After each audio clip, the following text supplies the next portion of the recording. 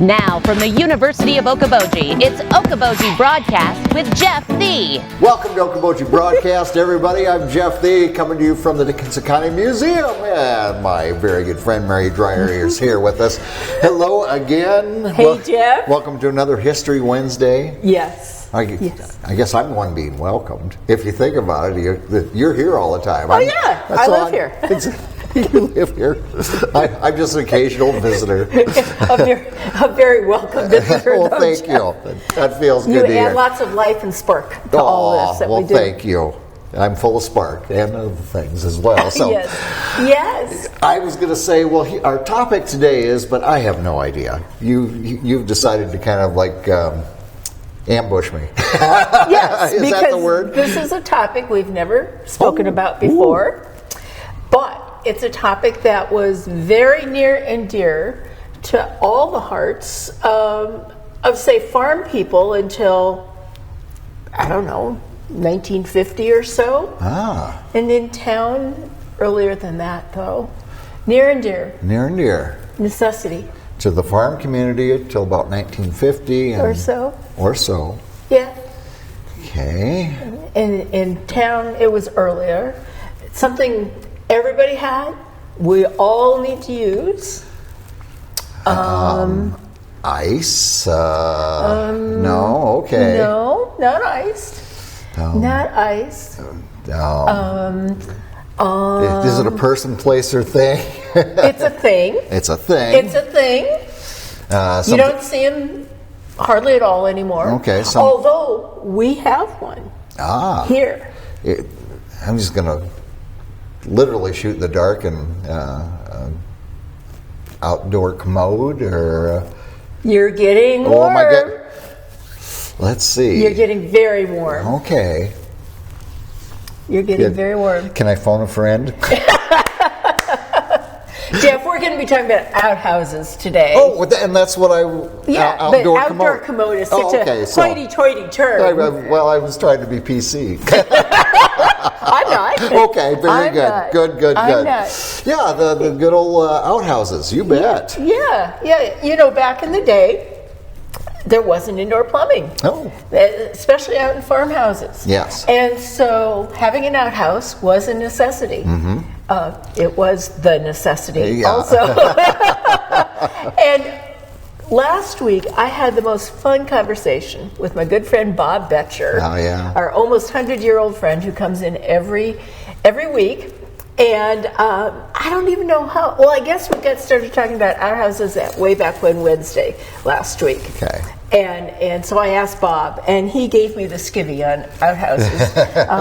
We posted it on Facebook, got a lot of views. It was so funny because if you know Bob, you know he's kind of funny behind the scenes. Anyway, so outhouses. Outhouses. Have you ever used one? By the time my brother and my sister on our farmhouse at May City, they did, but by the time I came along, we had indoor plumbing. But I did hear of the necessity of JCPenney magazines and different things. So I have heard, but I have never, ever, porta potties when you go to a ball game or something, but that's as close as I've ever. They're nothing like it. No. When I was growing up, my grandma had a farm, and I was about in high school, I guess, when we started actually going out to this farm to mow and to kind of fix it up and that kind of stuff. And this would have been in the early 70s, and there was still an outhouse there. There was no indoor plumbing in this house. It was in really bad shape. Yeah. So that was my experience with outhouses, and I thought it was fun. I was kind of a back to the earth sort of girl. And back to the earth is certainly it sort of is, but we asked Bob how far away from the houses were these outhouses. Like 75, 100 feet, and yes, my face is turning kind of red here.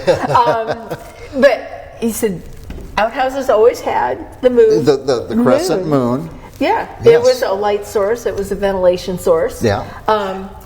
Frank found something yesterday when he was researching outhouses. Yeah. And the moon symbolized women. And other outhouses had suns on them, which symbolized men. So you had a his and a hers. But never ever. I didn't know that either. Yeah. I didn't know that either. But most farmers, I mean, they didn't have. They didn't have his and hers. It was unisex, I guess you might. You might have had a two-holer, and that you would have had a two-holer, and probably one of the holes was smaller than the big hole. Right. For the parents and the kids. Yeah. Right. Okay. You know, I think about toilet training in an outhouse. I'm thinking, ooh. It was hard enough with indoor plumbing. I know. In our old farmhouse, we actually had in our bathroom when we moved in, green shag carpet in the bathroom. Oh my! That was great for toilet training. Yeah, I bet it was. Yeah. As would outhouses be. But required equipment in an outhouse was a Sears catalog. Yeah. It had to be Sears, not JCPenney. It couldn't be JCPenney. No, okay. It had to be a Sears Okay, catalog. all right. Okay, and I imagine it served dual purposes. I would It provided the reading material. hazard a guess at that, yes. But I've also heard, in some responses to the Facebook posts I made about this, that some folks put postcards on the walls so that you could read postcards. And I imagine that some would keep other reading material out there. Yeah. Whatever. Some folks had a barrel with lime in it. And so you would throw some lime down in the hole every once in a while. For the smell. Yeah. And Boy, we're getting graphic here, aren't we? I asked Bob Betcher, if he used lime in his. He did not. He says, shucks, we just opened the door. Good old Bob. Good old Bob. Good old just natural ventilation, yeah. But we got talking about these outhouses, okay? What did you do when you were downtown, for instance? Well, fortunately, downtown had indoor plumbing at that time. Okay. But think about going, for instance, to the fairgrounds. Oh, yeah. Or the amusement park. Yeah. They had outhouses that had multiple seats. Oh, wow. Yes. Can't you imagine the bonding that would go on? Now, were these typically for each gender? I mean, I would assume so. I would assume so, but who knows? Yeah, I would assume so. But going to the fairgrounds, you would have had to go into a multi-holer. Yeah. Yeah. Lots of conversation there. Lots of conversation there. Not stuff that I would enjoy just a whole lot. No stalls or anything. It's hi, how are you? Yeah, or it's just keep your head down. Yeah, exactly. Yeah, Let's just do what we need to do. This brings to mind the question that I had was, okay, so when did sewers start in town?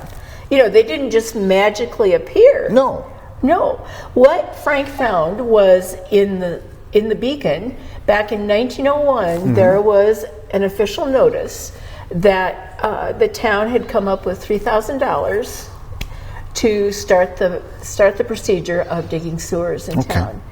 And at this time, from photos that I've seen, it looked like these sewers were dug by hand. It wasn't bring in your big machinery and it's done in a day. They had backhoes. This was a long process, and the sewers would follow the streets a lot of the time. Well, and from my experience, Spirit Lake City Council, when we had to redo infrastructures and so forth, and it was the northern part of Spirit Lake, which is the oldest, we were always scoping to see if there was breaks. I mean, a lot of these, at that point, were about 100 years old.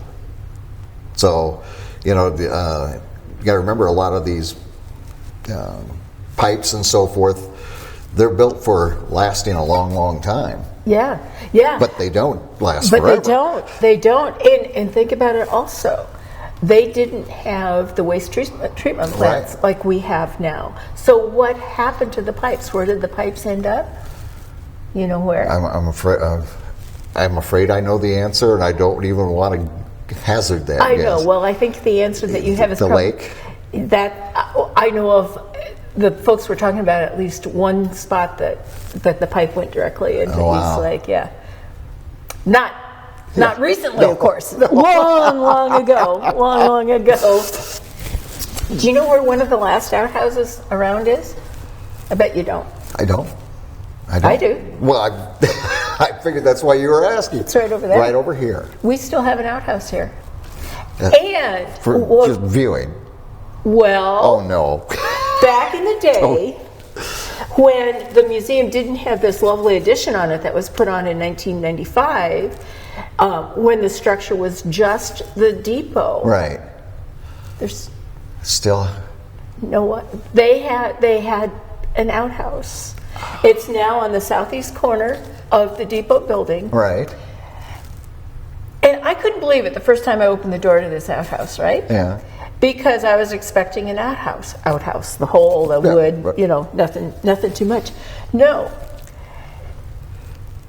When this became a museum, when the depot became a museum, they ran water to this outhouse. First of all, they moved the outhouse to the southeast corner here. I think it was back behind the structure before. But they ran water, so there was running water. So they had a flush toilet. They had a sink. The sink's still in it, and there's a paper towel dispenser up above. Wow.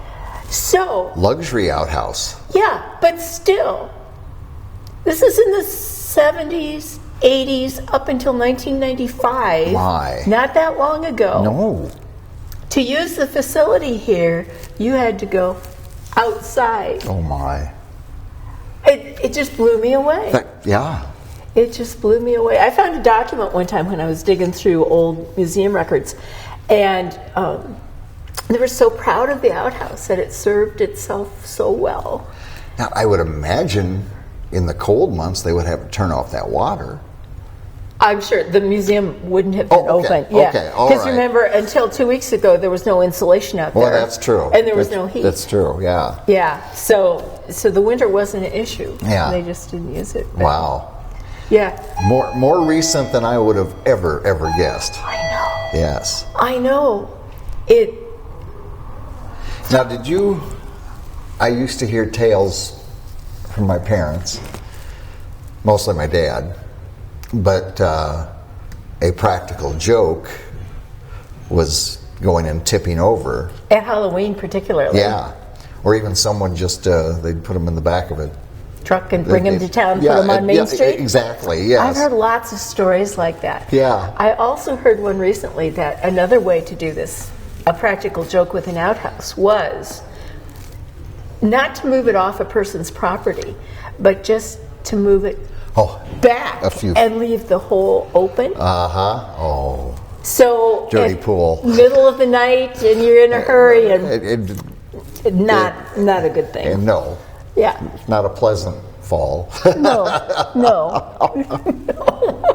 So. And I also would hear the stories of, especially during the cold time of the year, where it was very quick trips, if Yes. at all possible. Yes. And also, I've heard stories of outhouses being tipped over when someone's in it. Yes. Yes. Yeah, I think my dad was in on that sort of stuff too. Mm-hmm. Tells you a little bit about my upbringing. And where you get your where I get the some way of the you walk in the shenanigans. world. Oh, Fascinating stuff. Yeah. Well, who would have thought that we would be talking about outhouses? But they fascinate me.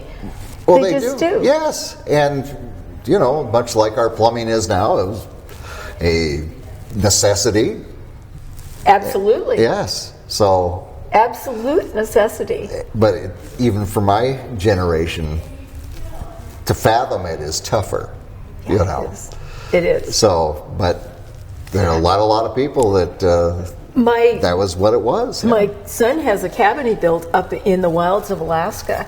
No running water there, and he built a very nice outhouse. Yeah, it's even got a little stained glass window in it and all that, and it's kind of a treat to use that, except for when the mama bear is right there, which she was one time. Oh. But so they are still used. Yeah. Just not here in downtown Spirit Lake. But they were. But the last holdout was here at the museum. Wow. Isn't that cool? That is cool. Incredible. So I learned a lot about with the crescent moon and the sun and the fact that we're still one working in the 90s around here. So I know. Who would have thought? Now you've got some Some got tales for your coffee group. I got potty humor now. Well, First time for that. I tried to keep it clean. I think we did pretty good, actually. I think we did too. And this was last week, Way Back Wednesday. Okay. Yeah. And they're still going on, of course. They are. Today, the talk centered around the Armistice Day blizzard and the big plane crash that was here. Which you can see remnants of here at the museum. The tire and everything. So, very good. Right here. All right, my friend. Well, thank you so much for sharing Outhouses with me today. Certainly. It was a pleasure. And, if you haven't had a chance to see the video of Bob Betcher telling stories about outhouses, I can't even talk, check it out on our Facebook page. Yeah. It's pretty good. I bet it's pretty good indeed. All right, Mary, as always, thank you so much. Thank you, Jeff. It's been Outhouses Day right here at the Dickinson County Museum. Who knows what we'll come up with next time? Be afraid. Be very afraid. We thank Mary for her time, and as always, we thank you for watching us right here on Okoboji Broadcast. Okoboji Broadcast from the studios at historic Arnold's Park Amusement Park is brought to you in part by the Scott Troutman State Farm Agency in Spirit Lake, Quest Wealth Management, a financial advisory practice of Ameriprise Financial Services, advisor Jan Spielman, AJ Spielman, and Erica Wachholz. The headquarters of the University of Okoboji is at the Three Sons, open Monday through Saturday 10 to 5 and Sunday from 10 to 4. Bank Midwest, dream big, plan wisely, live well. Lakes Regional Healthcare and Avera Partner. Ruthven Locker at the Lake, where carnivores are welcome on Hill Avenue in Spirit Lake. Beck Engineering in Spirit Lake. Be Radiant Laser Skin Studio in the Okoboji Plaza in Okoboji.